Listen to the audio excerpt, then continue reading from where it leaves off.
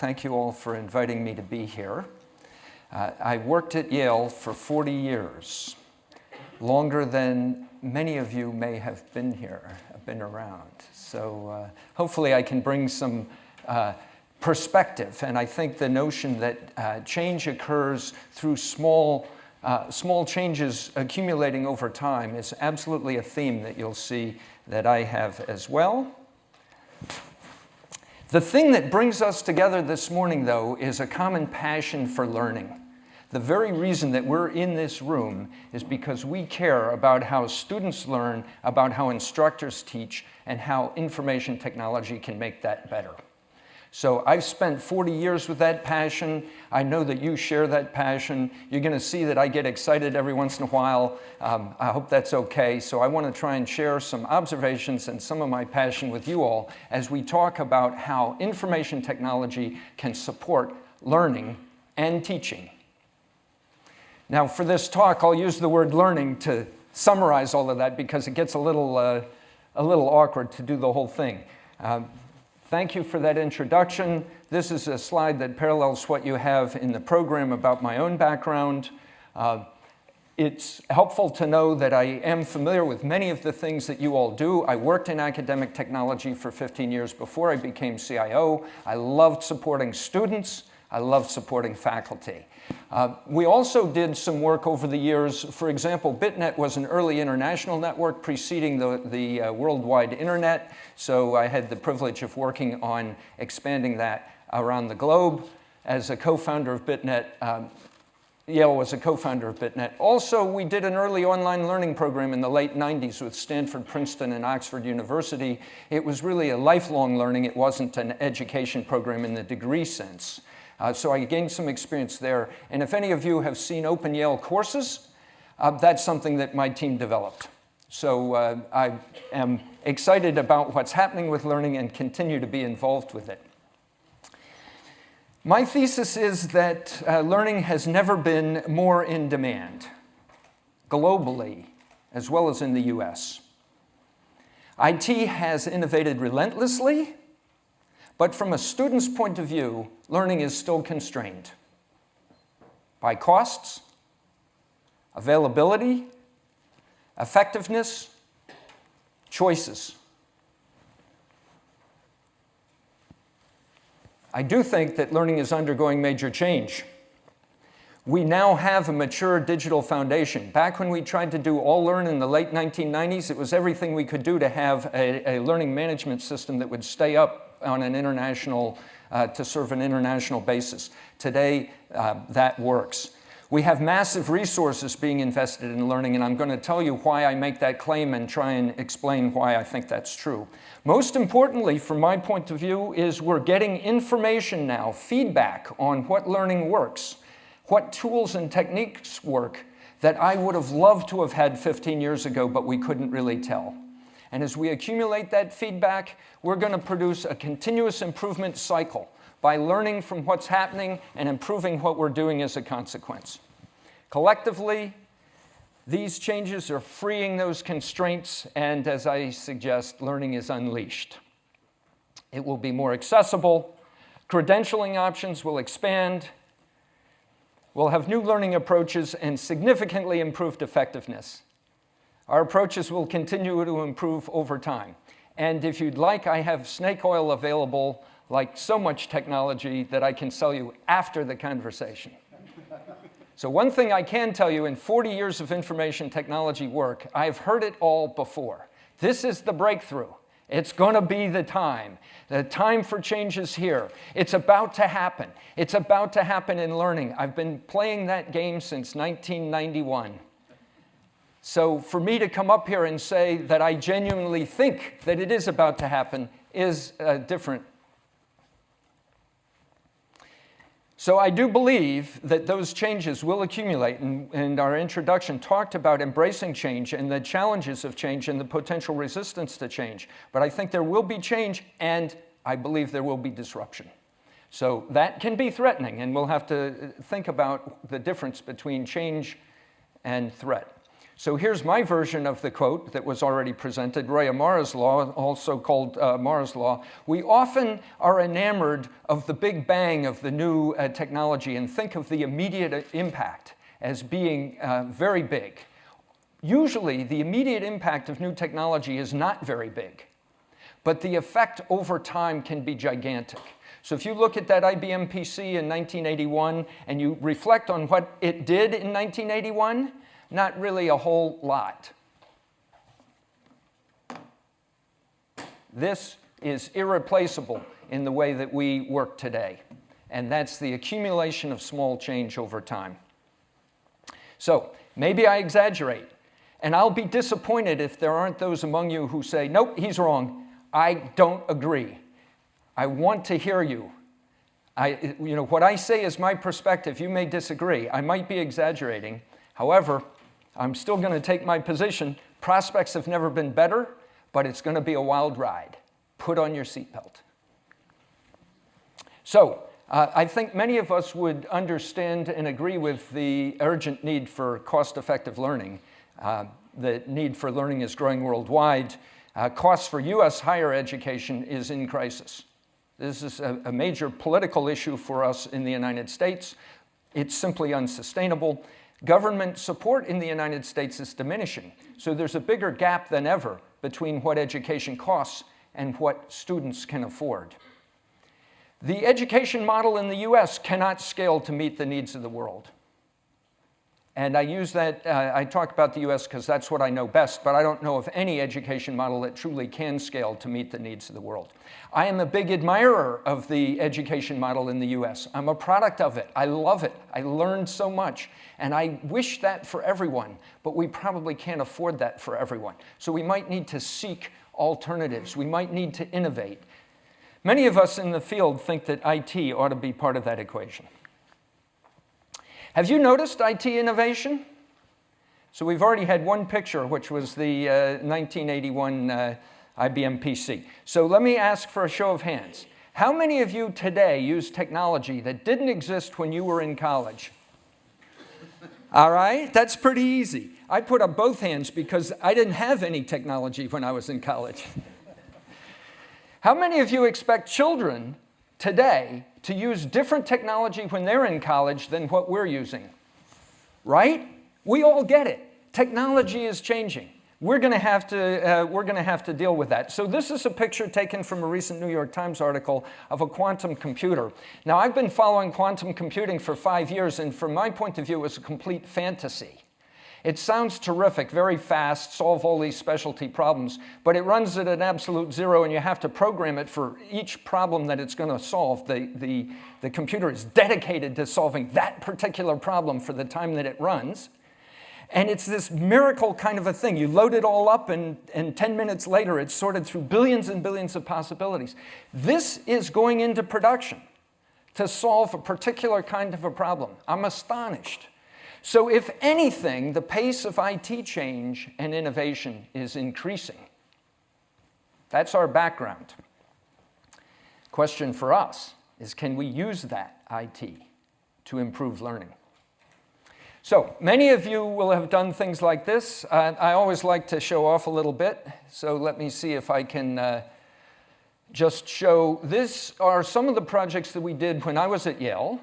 And I'm not going to go through them in detail, but we sent a videography team to the Galapagos. We had special permission to get in. It's not open. A lot of the island that is a preserve is not open. And we recorded the animals and plant life and so on of this island in order to make it available to students without having to make the travel. I'll tell you more about our study of reproductive biology briefly. Dante in translation. We have a number of humanities projects, Roman art and architecture being one of them, films of Alfred Hitchcock, chemistry online tutorials. So before students showed up in their laboratories, they had learned what to expect. What does titration look like? How do you measure out of a when you titrate and that sort of thing. Discovering black holes was fabulous. I learned so much from that course. We took people through the telescopes, we did several things with astronomy, again, where we used videography to capture the experiences of things. And if you're familiar with the national, in the US, it's the National Astronomical Observatory in digital form. It's actually an international thing. There is now a sky survey that's being done at Yale where every night data from a telescope in California, the sky is scanned at night by a telescope in California. That data is streamed and archived. So it's just the raw data of what the telescope sees. So in the future, because this is a digital format, you may have research that wants to look at the sky at that particular time in the past, and you can use this digital data to effectively put your eye to the telescope that night in California, where that telescope happened to be pointing. It's obviously not perfect, but it's phenomenal how cool it is. And I was thrilled to be able to participate with that. Here's some of the 3D images produced to help people understand biology.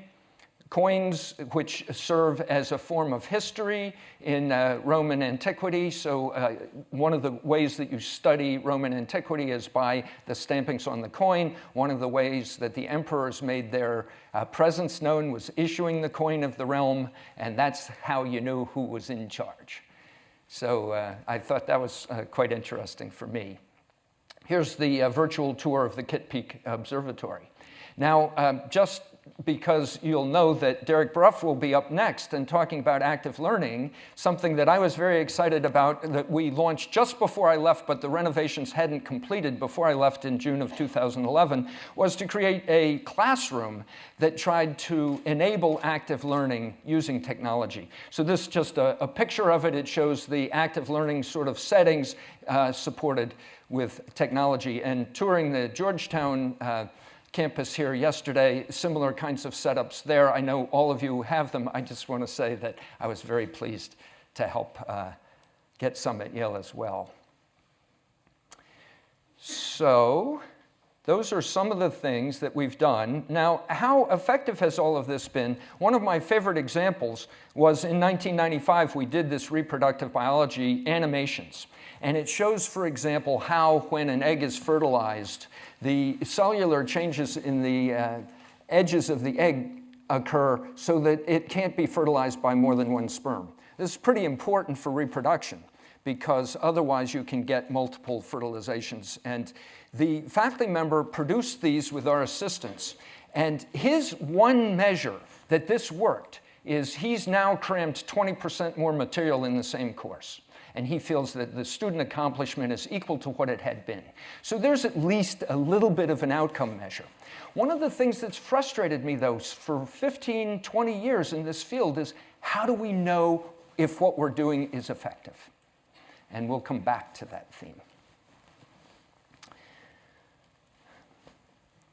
So let's just ask what you think. Again, if this is the low-tech version of feedback, how many of you build learning materials for use beyond one instructor or beyond one course? Okay, I see several, and I congratulate you on that. I can tell you that at Yale, we rarely did. Usually, we built materials that would be used in a single course. The reproductive biology was a very big course at Yale. It was 80 students. But often the courses like that Roman art and architecture would be 15 or 20 students, and we're putting in substantial effort to really help using IT. How many of you believe technology has genuinely improved learning? Okay, a much bigger response. I agree with you on that too, definitely. Has it progressed with IT innovation? No, I don't think so. I think IT is innovating much faster than we've managed to do with learning. And that'll be a theme as we continue. So, has IT transformed education? I would say the answer, some say yes, that's good. Personally, I think it's had a fabulous impact. I'm proud of what it has done. But I would hardly say it's transformed education yet. At Yale, we're still teaching the way we were 100 years ago. We're using technology in the classroom to amplify what we were doing. So maybe we got a 20% gain. We want a 50% gain or a 90% gain. That's transformation. Now, online learning has been around since the 90s. Does it work? So first of all, we have some research in that space, which is helpful. The Carnegie Mellon Open Learning Initiative partnered with the Ithaca S&R group, and they did a double-blind study of statistics in particular in an online and classroom format. And their outcome was essentially similar, no difference between the online and the classroom-based. Now, I know the people who are doing this survey, and I know a number of the people who are participating, faculty members and so on, as that study has now been re-upped by the Gates Foundation to do a broader set of subjects and so on. My prediction is we will find that the outcome will be much stronger for online learning in the next round because people are better able to do online learning as they practice with these techniques. On the other hand, as you'll also hear me say, I think classroom learning is also going to get better. So we'll see how that goes. But the first thing is, yes, online learning works. There are many highly successful programs, and you run a bunch of them. We don't. We didn't at Yale, but there are many of the schools in this room and across the country run very successful online programs, either for degrees or in a hybrid case where you can get your degree if you come to campus, take the exams, that sort of thing. There's also immensely successful commercial firms that do online education. And I was shocked to see $3.1 billion as the annual income of Phoenix University. That includes some classroom-based and some online, but that's a big number. And yes, they have 300,000 students. And yes, they've marketed their materials and not produced very much quality, and they're embroiled in scandal. And no, that has not produced transformation. I mean, if you think about it, we're talking about online learning as a transformative event, and we have the University of Phoenix. It almost rebuts the idea. We have this massive, successful commercial program, but it hasn't really made a difference yet. But big change accumulates over time with small increments. And while in the last 15 or 20 years, we've been doing all this exploration, we've been accumulating an infrastructure, accumulating a knowledge base, accumulating opportunities and understandings about learning that form a base, a foundation from which we can go forward.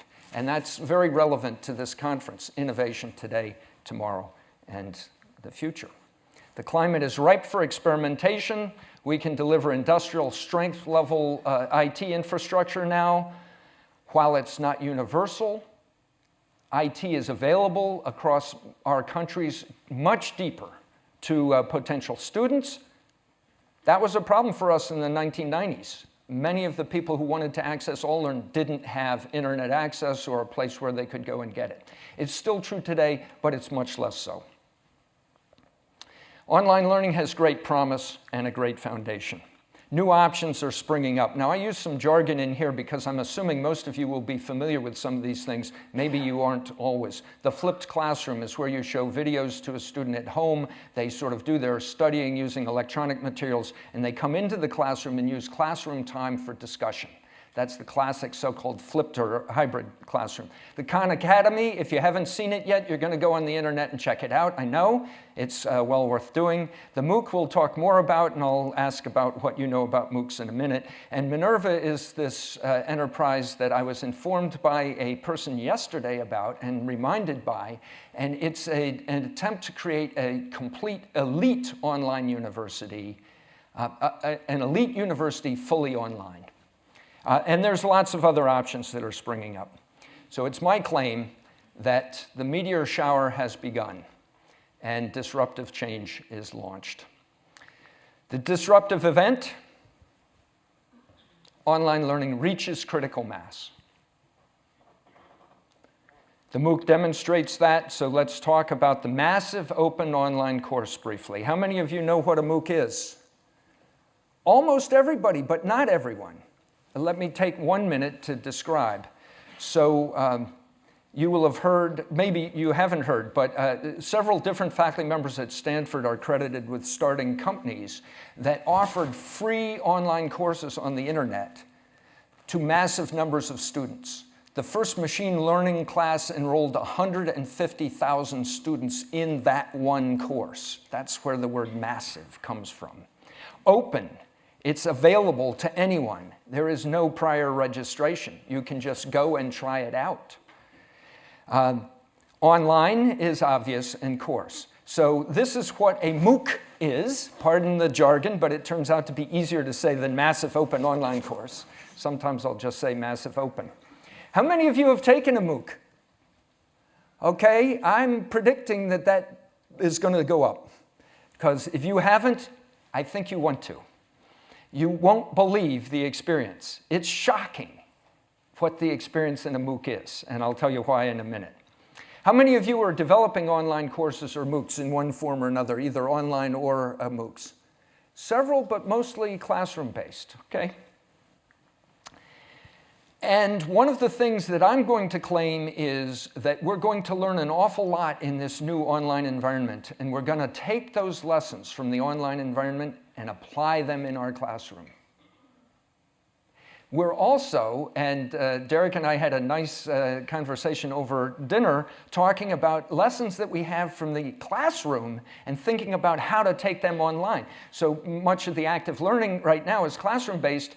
I'm predicting we're going to find active learning in the online case, and we already have some of that, so you'll see that in a minute. So my prediction is if you don't know about this yet, you likely will. And the reason I'm a little bit shocked that you haven't heard about it so much is because the media in the US is just overwhelmed with this stuff. And it's not just the technology media. Tom Friedman, national columnist for the New York Times, writes a big column on it. David Brooks, conservative columnist for the New York Times, writes a big column on it. It is in the press constantly in the United States. So one of the complaints I get when I talk about MOOCs is it's just hype. It's like all the rest of that technology stuff. Looks great on the slide projector, but it never does anything when it gets into the classroom. The pundits seek a magic answer. They're like, here's the MOOC. It's free. It'll solve our problem of education. It'll make education accessible to everyone. It'll reduce the cost and all of these things. My claim is there are elements of truth and elements of tremendous exaggeration. MOOCs are not a magic answer, but they do embody this disruptive event of online reaching critical mass, in my view. So we'll talk about why I think that's the case a little bit. Massive change has been launched, and in my view, a chain reaction has begun, which will compound over time. So here's a fundamental issue about this massive idea. And if you haven't thought about massive before, I hope this will help you think about massive as you contemplate the way learning will work in the future. Massive matters. Scale matters. It really makes a difference. So I'll go into much more detail. Well, I think this will actually be it. First of all, when we were doing courses at Yale for 30 students, we would spend maybe $5,000 to help the faculty member prepare materials. If we had a grant, which we did on some courses, we might spend $15,000. And that paid for an instructional designer's time, and it bought materials and copyrights and all that good thing. And if you think about that, $15,000 invested for 30 students is $500 a student, right? This is all US dollars. If you have 120,000 students, you want your materials to be really, really good. You're going to spend a lot getting your materials good. And I'll tell you another story about some of the schools who are dealing with this and what that means. Massive matters. The faculty teaching 120,000 students are tickled. They're burdened. It's hard. But they're so excited to reach such an audience. Sebastian Thrun, who founded Udacity, one of these massive online learning companies, said, you know, I wouldn't have reached that in 50 lifetimes teaching at Stanford University, and I reached that in one course. Now, we'll discover that only 10% of the people who enroll finish, but there's a reason why I don't think that's actually a bad thing. And by the way, 10% of 120,000? 12,000. Still a very big number. It engages a partnership which is dear to you and is dear to me. The thing that I always most wanted to do to really produce the best learning possible was to get a team together that was the instructor who knew what the content was and what she wanted to accomplish. And it was the instructional designer who knew how you can use technology to improve instruction. And it was the technologist to make it all happen. When you have massive online, when you have 120,000 students, these companies that I'm going to show you about in a minute, they've produced those teams. And it's phenomenal what they're putting together. We have mature industrial strength learning management systems. We have high quality materials. We're using the full panoply of learning tools and techniques. If it's been thought about, if you have 120,000 students, you're going to consider using that technique or tool in that course. Develop new tools and techniques. It is a platform for experimentation to try new things, and there's a lot of experimentation going on in this space, and I'll tell you just about a couple of things. To engage peer learning is one of the most powerful. If we look at the classic education setting, it's an instructor speaking with students. And the learning goes on largely between what the instructor engages and what the students engage. The core of active learning, the core of peer engagement online is to get students teaching students through their interactions. To develop automated and peer assessment. So how'd you like to be the instructor who has to grade 120,000 exams? Doesn't work, not going to happen. So they're using automated grading. There's a lot of skepticism around this, but you will see, I'm not going to show it to you, but the data is out there if you go look. These people aren't silly. They're looking at feedback for what works for grading. So, for example, they're using peer grading for essays and non-technical kinds of work where there isn't a direct, simple answer, but rather it's a more complex, maybe an essay or something. And they had instructors go back and grade 2,000 papers that were graded by 5 peers. And there was essentially no difference in the grades given when the students graded the papers, averaged across 5, and guided by templates. Their first tries were not so good, but they've refined what that template is and so on, and they're now essentially equaling the kind of grading that instructors were given. Very powerful. And most importantly, this is all online. We know everything that a student is doing. We know what materials they're accessing. We know what questions they're answering. We know how many times they reviewed the material. Yes, it is Big Brother, but it will be a goldmine of understanding learning. And then there's that feedback loop. We're going to take that information and feed it back into the learning process to make it better. So, do you think it's massive? Let's just talk about one particular company that offers these massive courses. It's called Coursera. It was founded 15 months ago. 15 months ago, it was founded. 16 million in venture capital. It's a for-profit company. These are venture capitalists who are putting their own money into this company. This is money at risk. Already offering 332 courses as of March 31st. It might be more today. An average enrollment of 25,000 per course. 62 institutions. I don't know if anyone here is using Coursera, but I know people here are using edX and so on. So there are many of the things, but certainly some may be using it. 3 million individuals, separate people, 10 million course registrations, and approximately 1 million courses completed a year by an individual, completed. Now, I learn a lot by the student who enrolls and works on the course and then drops out. I still get the learning analytics on the way that person used the course, what they learned from it, where they stopped, and I have the opportunity to try and follow up with that individual and find out what happened. And as a lurker, I've started MOOCs and then not finished them, and there are various reasons. I wanted to understand that subject. I was interested in it, but I didn't really want to get certified in it. It was okay. Or I'm a lifelong learner and I got what I wanted to get. So it's not a failure automatically to say 10%. Some percentage of that is a failure. Now, others are equally well funded.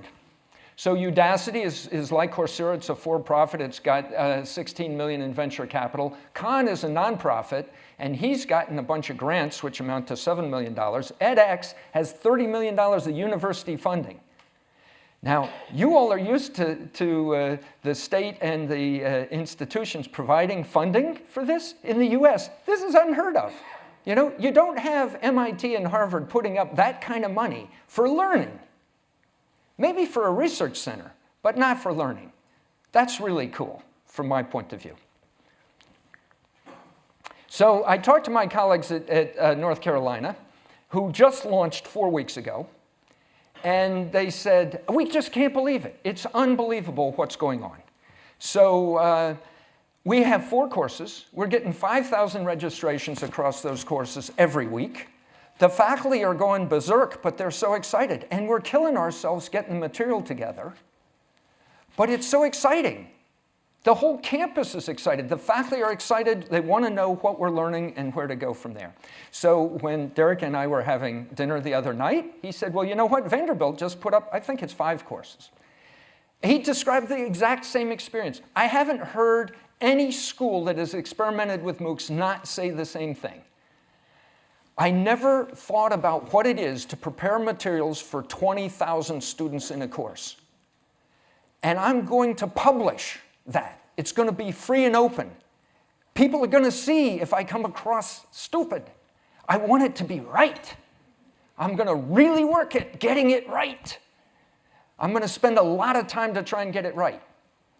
And there's a lot of enthusiasm on campuses that comes back to the campus. So similar stories from others, massive panic. And then the question of how much does this really cost the institution that's producing the course? I have no data on this. There is no data on it. So what I'm sharing with you is what I've heard and what I know from my own work. I think $50,000 per course is sort of, you know, in faculty time, it's not actual cash necessarily, but faculty time, instructional design time, technology time, and so on. So if this is a Coursera course being contributed by North Carolina, this is North Carolina dollars preparing the materials. This is not putting it up and running it on Coursera. Coursera takes care of that for you, no separate charge. So maybe there's some efficiencies to be gained, but I will tell you from having taken a MOOC, there's plenty of room for further improvement in their materials. And they will make that improvement. So that isn't the end of the investment. Okay, so I get excited. Lots of people are excited about this. It's all over the press. Is there any chance that this can have an effect on online learning? So there's some research in this space. What this shows is conventional versus mastery learning versus tutorial. If you know how to read the graphs, the graph on the right is a lot better than the graph in the middle. So one-on-one education is a lot better than one-to-many. I know we're shocked to hear that, but there is some actual research that demonstrates that. By the way, isn't it a little ironic to discuss the one-on-one tutorial is the best way, and here we are in a lecture room. So it goes. But back on this, is this scale of improvement achievable? Bloom's work shows there's a lot of room to improve. That's the fundamental lesson I take away from that. MOOCs aim to meet this challenge. So this is a slide from Daphne Kohler's TED Talk. She uses the same data. And on the right-hand side, you probably can't see it, but it shows that if we were able to achieve the level of individual tutoring, there would only be 2 students who scored the average of the lecture approach.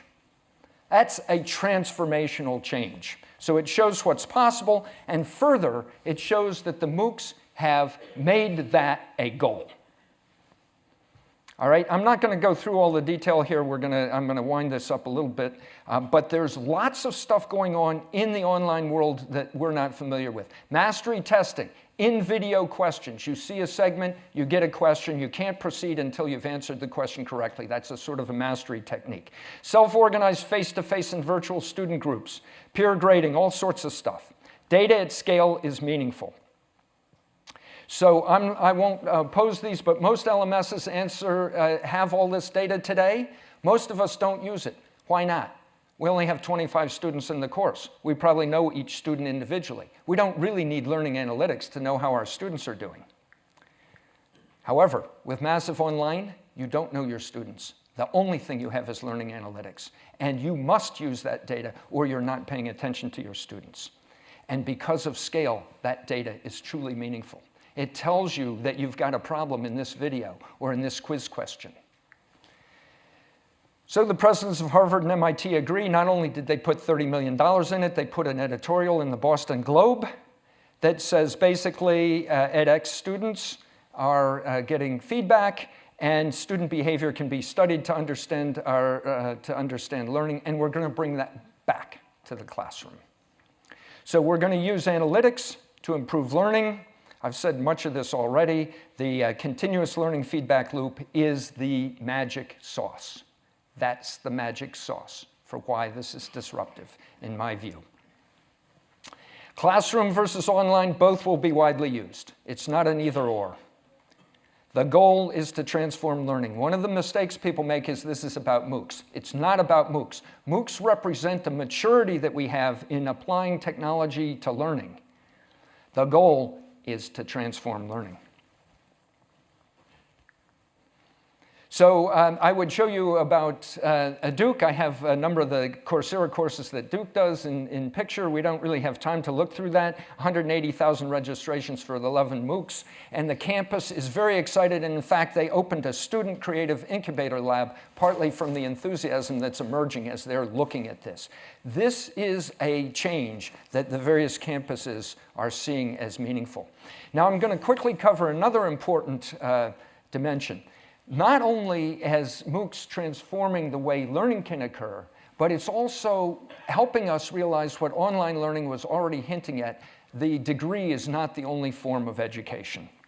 So new learning credentials are emerging, the so-called badge. It's a jargon word. I'll use it here because the industry is using that word. I like the word certificate, but it's a way of certifying skills. So I could show you again the Purdue site where they have a whole program for how to manage badging. But the notion is that you can manage education in smaller bites. Usually it's skills-based. It can be tailored to meet workplace needs. If industries need particular kinds of people, you can produce a program to meet those needs that will produce skills and then certify those skills. So here's a programming enterprise. I have the link hidden behind here, which promises to only bill you if you get a job after taking their 3 courses in Java programming. That's pretty appealing to a student. What might these changes mean? A virtual cycle. I've been claiming that all along. The education marketplace may differentiate. Moving to what several European countries are already doing. Employers seek badges for skill-based jobs, they seek degrees for advanced roles, and students will be able to seek education as needed. So I have a degree. I'm very happy with my degree. It's completely irrelevant, the knowledge I learned 45 years ago, but the skills I learned are really quite helpful. But I want to reskill, I'm going to go badge. I don't need to go back and get another degree. So this is an area of great growth potential. So the future learning landscape, the issue about MOOCs to remember is not everyone's going to run a MOOC. If you have 5 choices in chemistry, are you going to take the choice from Podunk or from Harvard? Or from Yale? Of course you take it from Yale. But. And I think it'll be produced by professional organizations like Coursera. This is a big deal. To produce this is no small thing. So there's a lot going on there. Accredited degrees, of course, will continue in nonprofit and for-profit schools. An unpublished planning proposal at Brown calls for Brown to begin to accept credits from outside of Brown, advanced placement, MOOCs as certified for credit at Brown to replace 1 year of education on campus at Brown. So it would be 3 years on campus at Brown plus 1 year's worth of credits other places would qualify you for your degree. So that's a pretty big deal. So some of schools should be producing MOOCs, all should consider MOOCs. and there's a lot more going on. The quality bar is going to get raised, and the cost bar is going to be challenging to tuition-driven schools. And it's very possible that some students will no longer seek degrees if they can, in fact, get badges that get them jobs. What does it mean for us? Keep your day job. Remember, the change will accumulate over time. We like to partner. If you haven't, you need to take a MOOC. You need to go to the Khan Academy and discover what's going on. You want to remain flexible. You're going to try all these things, flips, active learning, adaptive learning, and more. Expect disruptive change over time. So this is the famous sigmoid curve or S curve. I claim we're just getting on the rapid change edge of that for learning, and we're headed up a steep climb, which will be fun. Learning is unleashed. MOOCs are a real deal, even if they're not the real deal. Learning will benefit from massive investment and a continuous improvement feedback cycle. Prospects have never been better. We're committed to our mission. I love the idea that we can get better. It will involve change. And this is a quote from one of the Chronicle of Higher Education's things from a faculty member. I don't want to be MOOCed. None of us want to be MOOCed, but we don't want to stand in the way of improving learning. With change comes opportunity. We can all benefit.